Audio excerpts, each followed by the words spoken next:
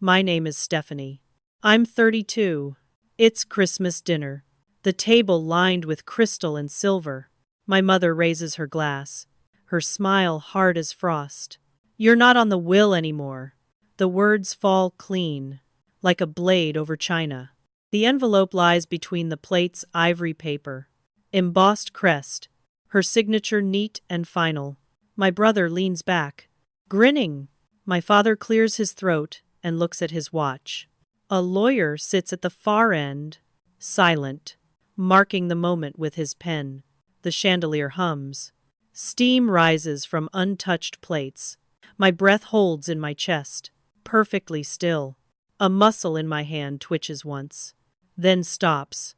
I place my napkin down, smooth the fold. No one moves when I reach for my purse. The air tastes of copper and winter pine. I set a small silver box beside the envelope. No sound, just the faint click as it lands. My lawyer was already waiting. I look at my mother's reflection in the polished wine glass. Her pearls catch the light, sharp as teeth. I say nothing. That was the moment it froze. But before I tell you how I got here, you need to know where it began. It didn't start at that dinner. It started years earlier. It started in rooms that looked the same every season. Cool light over polished wood. I learned the layout before I learned the rules. Memorizing where to stand, while voices measured worth by surface and shine. At the table, 2 seats mattered. My mother's chair and the one opposite. My brother grew into that chair as if it had waited for him, while my place drifted along the side like a spare blade that never left its sheath. The plates matched the portraits, and the portraits matched the story, and every story arranged itself around him as neatly as the silver. I poured water. I passed dishes. I answered direct questions in half lines. He spoke in long arcs while my father nodded, and I stacked the little details in my head like folded napkins, each crease pointing back to a quiet ledger where totals never favored me. My first hospital pin sat in a small box on the buffet. No one opened it. A toast rose for his new lease, then for his podcast, then for an idea he might pursue. While my pin kept its shine under glass like a coin in a museum case no one visited. There was a photograph on the hallway wall. My mother dusted it every Sunday. His graduation robe centered the frame, while my nursing cap rested at the bottom edge, cropped by the mat as if the paper had closed early, the frame holding space for his future, like a seat held by a coat. The micro-shock arrived during a birthday. The cake leaned toward him. The slices followed the lean. A check slid under his plate, folded twice. My name spelled in the memo but redirected by a hand that knew the flow of gifts better than any written line. And I watched the ink vanish under his thumb as easily as steam leaves a cup. I kept lists in a drawer. Dates. Small wins. Hours traded for tuition. No one asked for them. They fit between receipts and spare keys. And when the drawer stuck, I tugged twice and let it be. The wood complaining in a thin line like a throat that refused to clear. The first betrayal came quiet. I arrived early for a performance review. Pressed shirt. Clean shoes. Badge straight. Breath steady. Then found my mother at the lobby with a polite smile meant for the room and a private note meant for the person who could delay what I had earned by 3 months. And the delay folded my schedule into knots. I untied at night with a pen and a lamp. Another time, the chair opposite her stayed empty. I had good news. A certification finally sealed. She took a call. He walked in late and took the chair. The heat lamp over the roast clicked twice, then went dark, and the server reached past me to relight it while the conversation shifted effortlessly to his plan for a road trip that never happened. I learned to hold my breath. Inhale at the door. Release by the stairs. Keep the face still. Keep the hands precise. Keep the pace quiet enough that nothing clattered. Because the smallest sound drew a look that pressed everything back into the shape of a shadow along the baseboard. When I bought my first pair of white shoes for the ward, No one asked why they mattered. I set the box near the hallway photograph and left the lid half open. And the laces were white lines across a small field. Perfect lines that would gather the city's nights without complaint. While the photograph kept its center, and the dust stayed faithful on Sunday. My brother learned the art of being expected. He called from basements and borrowed offices. He knocked on doors that always opened. At dinner, he told a story that trailing off into nothing but a new request. And the request found a home where my reports found a stack. And the stack grew heavy without sound. I understood the timing of interruptions. I understood the glance toward the clock. I understood the way small promises shifted 3 degrees and landed on another day. Because days bend for some people, and not for others. And bending looks like courtesy, until you measure the distance between where you stand and where the chair waits. The first time I asked to keep the envelope in my name, the reply arrived plain. We'll manage it centrally. The sentence wore the tone of a coat that had outlived 3 winters, practical and unyielding. And I put the envelope back where the silver box used to sit. Then fixed the napkins so their points faced north. There were birthdays where my slice arrived last. There were holidays where my place card missed a letter. There were meetings scheduled over my shift change without a question. And I wrote the new time in small numbers on the corner of my palm. Then washed the numbers away in the scrub room before the first round. My mother kept a ledger in her head. Reputation columns. Favor columns. A separate page for correction, which she called guidance when guests could hear. And guidance meant I adjusted posture, polished vowels, and trimmed announcements to the size that fit the room, which was always smaller than the space my days had earned. The hallway photograph watched these adjustments. It became the measure. I checked the bottom edge without meaning to, tracking whether the frame shifted or the mat loosened. And every time it stayed fixed. It reminded me how still an object can be, while a person holds position for years. By then I had practiced the quiet. Hold the jaw. Lower the chin. Let the eyes rest on the plate. Then on the glass. Then on the knife. And count to 6, while the story passes overhead like a ceiling fan that only moves the air around. Never changing the temperature of the room. When he forgot my pin ceremony, I sat on the steps with my hands under my thighs to keep them from speaking. And the porch light cast a hard edge across the driveway while the neighborhood went blue. And I waited 7 minutes longer than needed before locking the door and setting the alarm. Training became muscle. I kept my voice low. I kept my notes exact. I learned the map of their praise and its blind spots. And I walked along the wall where the paint faded lighter, choosing the narrow path that left no marks. Because marks were noticed. And notice always came with a cost payable in presence. I never stopped showing up. I adjusted, calibrated, and stored. The dinner table remained a stage. I crossed diagonally, never down the center, while the center filled itself with stories that asked for applause. And the applause arrived even when the stories ended midway through a sentence. They grew used to the arrangement. They placed me like a vase. They measured rooms by chairs and names and made me responsible for echoes that did not belong to me. And the echoes learned my outline as if I were part of the trim. They got comfortable with my silence. They thought it meant obedience. The pattern still breathes. Same table. New year. My mother controls the center. Glass stem, balanced between her fingers. My brother arrives late. Same charm. Same applause. Nothing has changed except the lighting and the names on the wine labels. The silver keeps its alignment. The air knows where to settle. She asks about my work. Voice, light as steam. I answer with facts. Short and neat. She interrupts. Nursing's sweet, dear. But it's not a lifestyle. The same sentence from my 20s. Polished. Again. Forks pause. The chandelier hums. Then resumes. I keep my eyes on the reflection inside the glass. The oval of my face cut by the rim. The envelope appears. She slides it toward him. Not me. Just a little help until things stabilize. The word stabilize stretches across the table like a thread meant to hold him. Not me. I paid my own mortgage last spring. He's been between projects for 3 years. The thread stays visible anyway. I rest my hand near the edge, but not on it. The lawyer from last December sits 2 seats away. He watches but doesn't blink.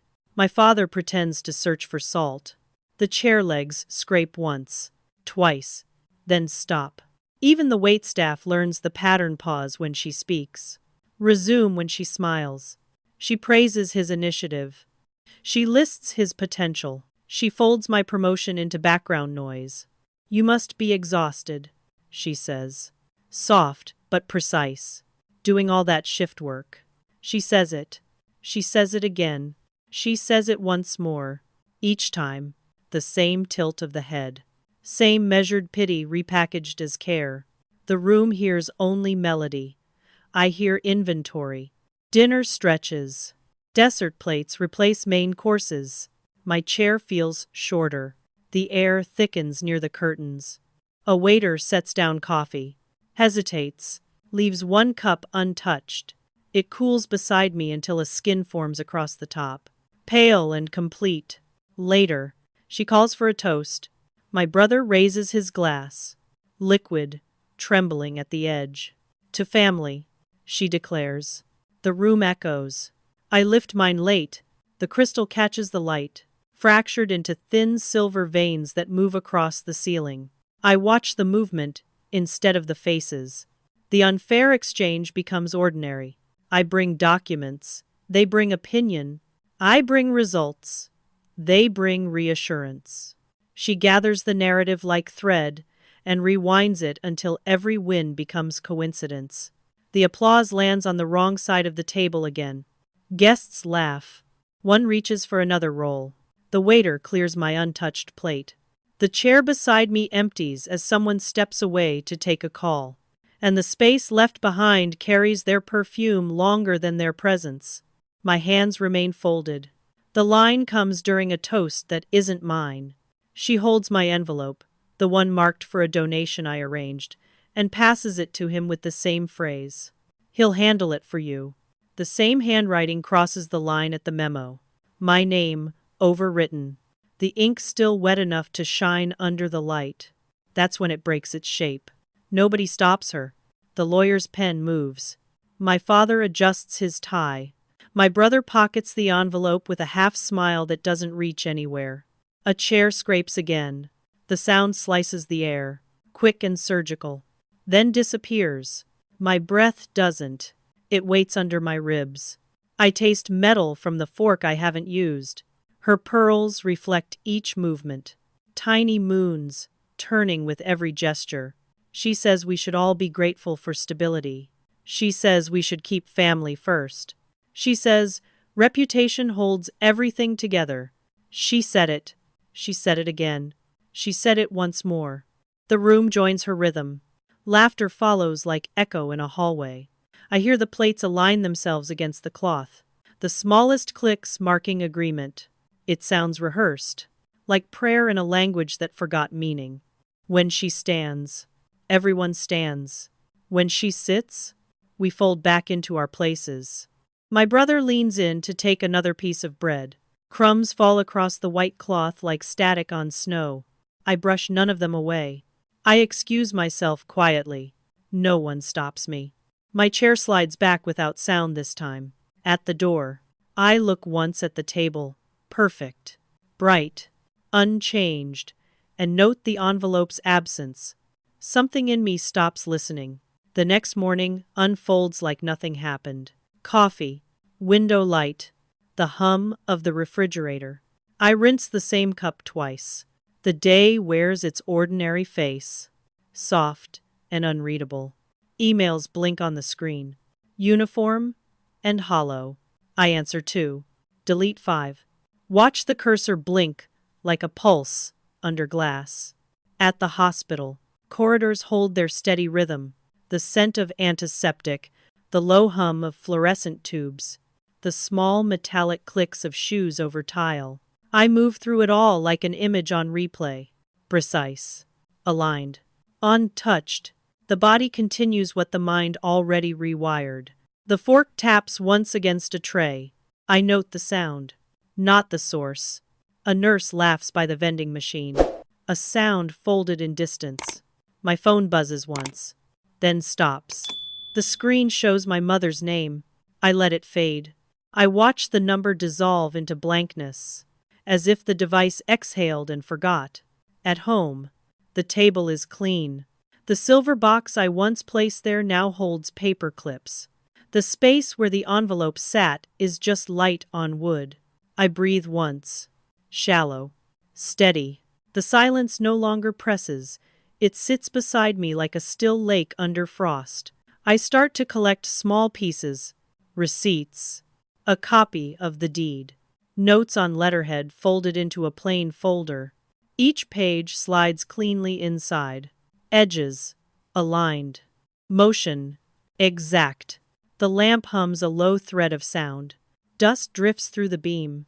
I keep my posture straight, eyes fixed on the paper's surface until the last line disappears. Something in me went quiet for good.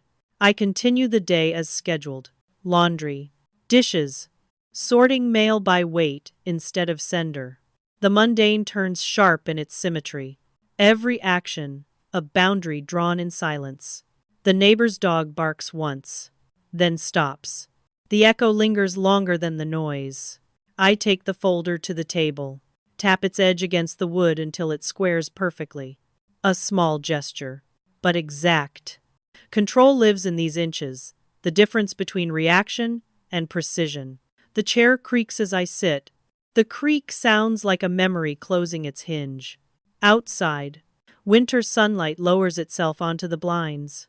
The slats break it into even stripes across my hands. I watch them fade as the sun moves, each line receding like the measure of something leaving for good. The house holds its breath, listening to the quiet. Later, I draft an email.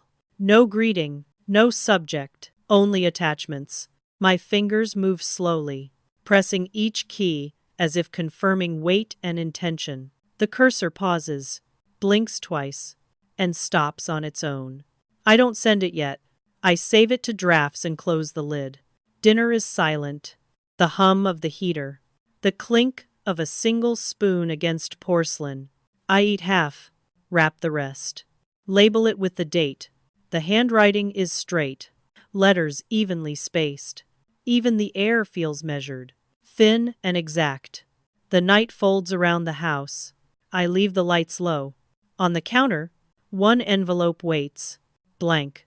The paper reflects the lamp's circle of gold. A small coin of warmth in a field of gray. My hand hovers above it. Not touching yet. I whisper one word. More breath than sound. Enough. The refrigerator hum returns. A faint engine of continuity. I open the window an inch. Let the air move. The curtains shift without effort. In the reflection of the glass, my face looks still, precise, unfamiliar in its calm. The phone lights again in the dark. I don't reach for it. I wait until the glow fades into the color of the wall. Somewhere, a car passes, slow and deliberate. Its headlights tracing over the ceiling like a thought crossing the mind, then leaving it clean. I stopped being theirs. Outside, wind touches the eaves once and keeps moving. Inside, the folder waits under the lamp, shadowless. Tomorrow will look the same. That's the plan. That's how change hides before it speaks. The dining room looks staged again. White cloth, crystal, perfect symmetry. The lawyer sits near the end, his briefcase resting open, paper edges squared. My mother rehearses small laughter for the guests. Sound, light as glass, tapping glass. My father straightens his cufflinks. My brother checks his phone. Screen glow reflected in his wine. The chandelier burns bright. Each crystal, a shard of waiting. I walk in without sound. The floor absorbs my steps. My chair is still there, unchanged in its smallness. The air knows I'm here, Someone clears a throat. The lawyer glances up. Just once. My hand rests flat on the folder. Skin against paper. Pulse steady beneath the weight. The room settles. Forks stop midair. Stephanie. She begins. Voice sugared. About the estate. We should, she doesn't finish. I place the folder on the table. Open it slowly. The paper rustles. Sharp as winter air. White sheets slide across the linen like cards dealt by an invisible hand. The lawyer straightens his glasses. Watches the ink unfold. One document catches light. Black print. Gold seal. Signature. Already dried. I slide it forward until it touches her glass. This is the revision, I say. No louder than the hum of the chandelier. She blinks once. My brother leans in. Wine untouched. The lawyer clears his throat again. Softer now. The air changes. Chairs creak. Fabric shifts. The smell of lemon polish mixes with fear made visible. I keep my posture still. Chin level. The lawyer reads the first line. His voice lowers. Careful. Effective upon any act of disinheritance. He stops. Looks at her. Continues reading. The inheritance reverts entirely to the designated heiress. His hand trembles once. A single break in the mechanical calm. She exhales sharply. What are you doing? The words are almost soundless, like air escaping from glass. I don't answer. I watch her pearls turn dull in the light. She reaches for the folder. The lawyer places his hand over it, stopping her gently. The chandelier hums louder. Guests shift. My father adjusts his cuff again but doesn't speak. My brother's phone lights with a reflection of the seal. The ink catches the white light, glowing faintly. I breathe once through my nose, then still completely. The room holds its breath. Forks, glasses, eyes, everything stops. My mother's voice breaks the pause. This can't be right. She turns to the lawyer, face tight. He nods. Slow. It's legally binding. The amendment was filed last quarter. Paper slides. Silence follows like snowfall. Her hand shakes. A drop of wine spills onto the linen, spreading thin, red against white. I watch it bloom and stop halfway. My brother looks at me now, eyes uncertain, waiting for a sound that never comes. The folder remains open. The signatures rest like small verdicts. The document breathes under light. The house wasn't theirs anymore. Someone's breath catches. Another chair scrapes back, halted mid-movement. The chandelier's light finds the mirrored edge of my water glass, splitting into a dozen clean lines across the table. No one moves to wipe the spill. I close the folder carefully. The sound echoes once, clear and final. I slide it back into my bag, the zipper closing slow, deliberate.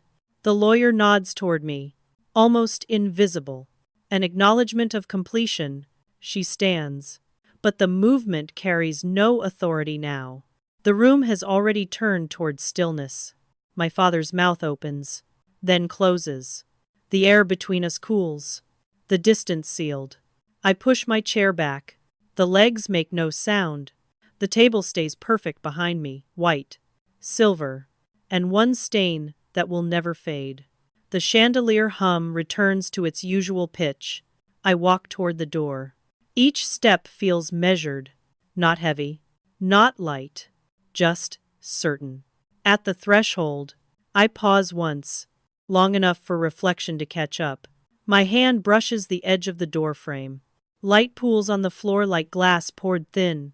No one speaks after that. Silence holds the room. No one moves. The air folds itself flat against the walls. Light presses down from the chandelier, pale and exact. My mother stands beside her chair, pearls frozen mid-turn. My father's hand still touches his cuff, as if waiting for permission to finish the gesture. The lawyer closes his folder with care, paper edges aligning like thin glass. I stay a moment longer.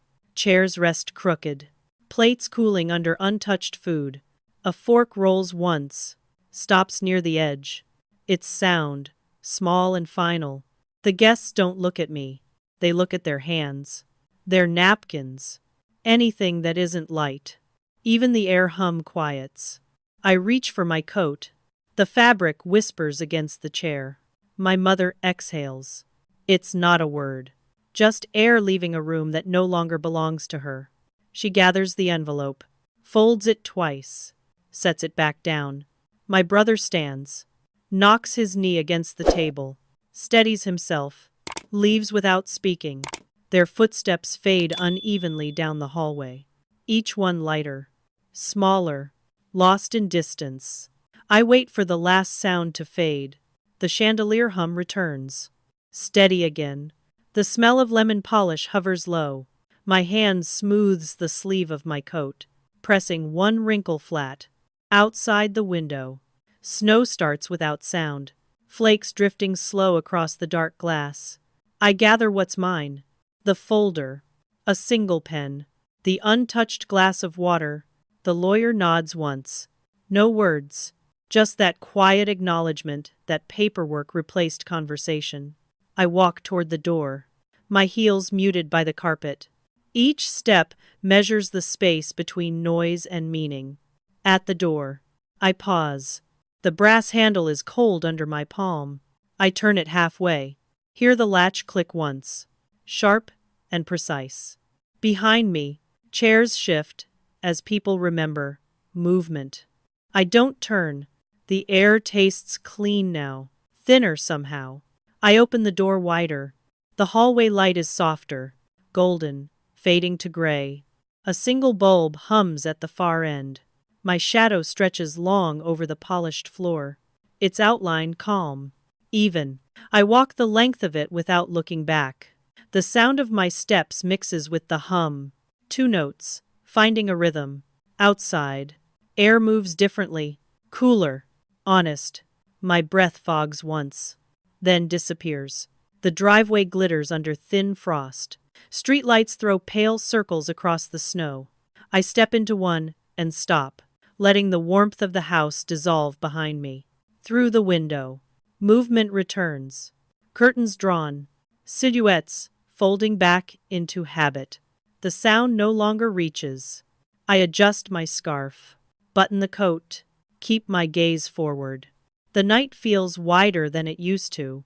I cross the street, shoes marking small prints that fill as I move.